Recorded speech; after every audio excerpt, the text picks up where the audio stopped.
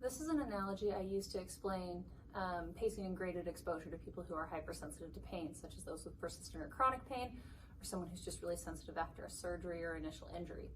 So I tell them to imagine they've got a circle of briquettes around them out in the desert at night. It's the only thing keeping them warm.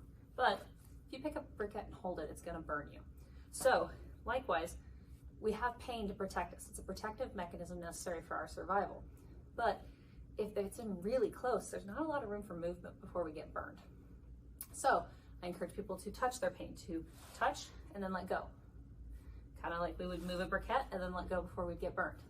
And over time, we gradually increase the area until there's a lot more room for activity before we get burned or before we trigger pain.